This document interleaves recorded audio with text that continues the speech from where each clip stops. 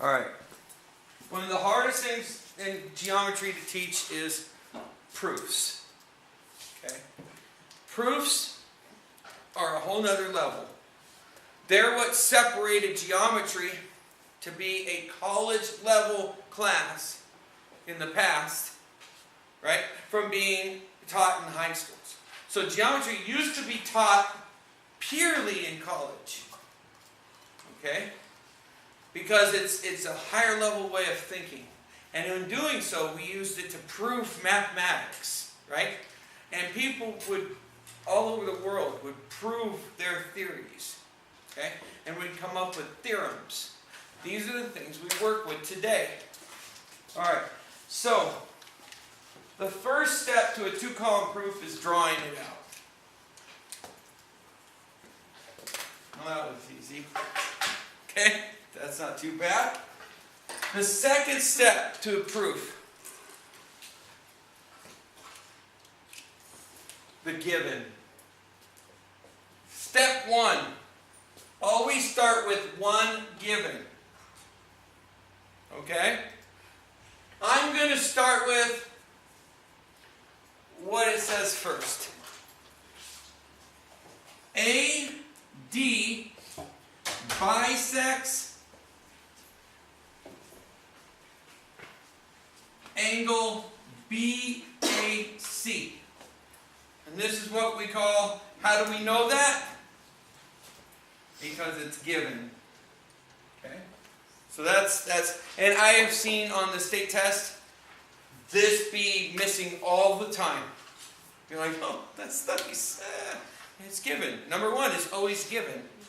So that's a nice thing. Okay? Step two. What do we do with it?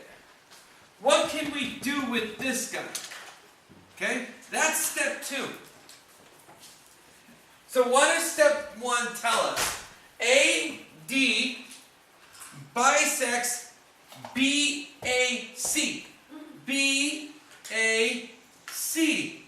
It's saying that AD bisects it. What does bisecting mean? When I bisect something.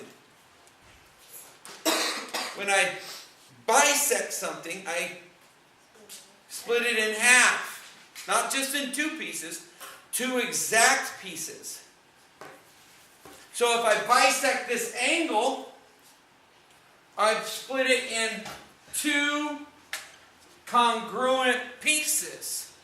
Right?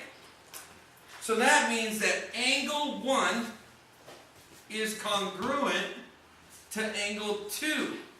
How do I know that? Because it bisected it, right? And what do we use? What word do we use instead of because? Come on, people, somebody. Instead of because. Come on. Instead of because. Definition. Define. Yes. Definition of what? Because they're bisecting, right? Definition of a bisector. That's it. Right? Because it bisected them, I know they're cut in half. That's pretty easy, right? Okay, so I know 1 and 2 are equal. All right, step 3. Can we do anything else with that? Not really. But I also know that 1 and 3 are equal.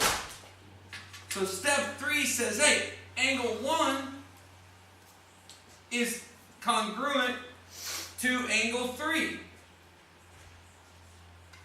Okay? That means these are congruent. All right.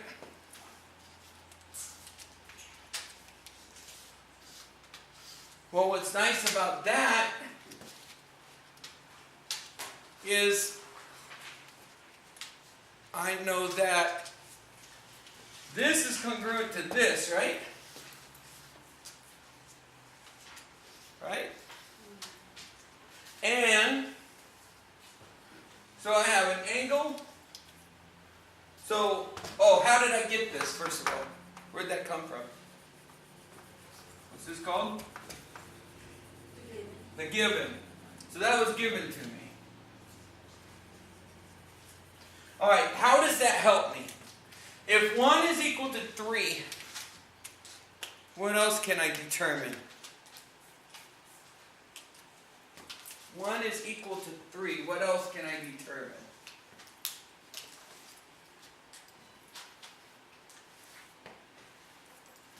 And there's another angle here. It would be 4, right? So, can I determine anything about 4?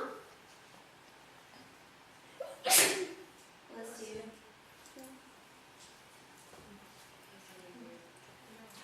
Because this is a line, right?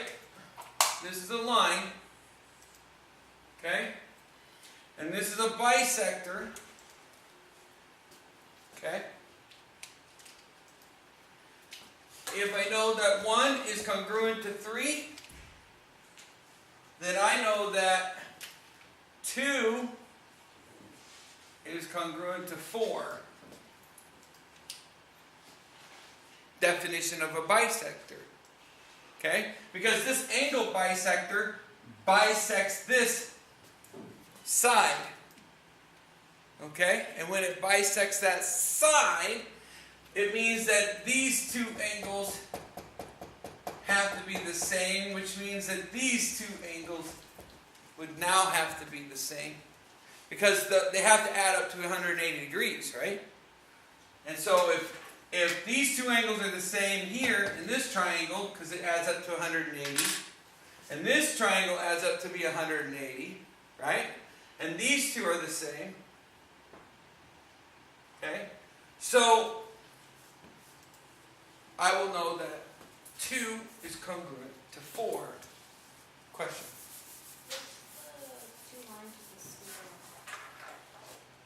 Oh, congruent.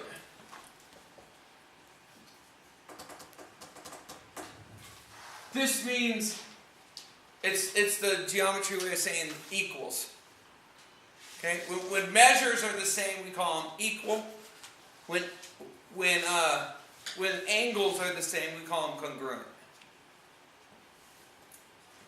So at this point, I know that angle 2 is congruent to angle 4. Okay? Now, how do I know that? Definition of an angle bisector. Okay? Or in this case, of the segment bisector.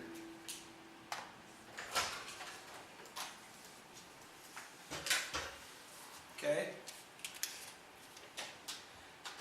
Alright. Now, I want to prove that 2 is congruent to 3. Oh, I don't even need to. What am I doing? I don't need this. Sorry, I don't even need this. I thought that was a stretch. I don't need that. I don't even need 4. This is easier than all of that. Sorry. Sorry. I kind of remember learning this. Think of this. 1 is equal to 2, right? And 1 is equal to 3, right? So that means that 2 is equal to 3. Right? Does that make sense? If 1 equals 2 and 1 equals 3, then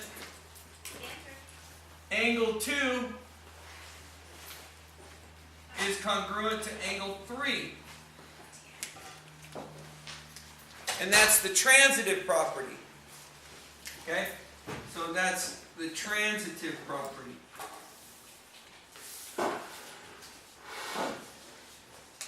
Okay? So it's a lot easier than I thought. And that was it. So that's it. That's done. Because this is your proof, right? Once you get to the proof, you're done. Now what they want you to do is write a flow chart for that was number 9, right? And number 10 is a flow chart. And a flow chart's really simple. I start with number 1, right? and I flow to number 2. Okay? So I'm going to flow to number 2. Number 2 is pink, okay? So did I get number 2 from 1? Yes, I did, right? I got 2 from 1, right? So I flow on into it. Do I get 3 from number 2 though? I didn't, did I? Because 3's given. So 3's all by itself. You can either put it here, you can put it over here, it doesn't matter, because it didn't come from 1. Right? But what you did get from 3 and from 2 is what? Number 4. You got from number 3 and from number 2, you were able to determine number 4. Because you used these two to determine this. If this is this, and this is this, then this is this. Right?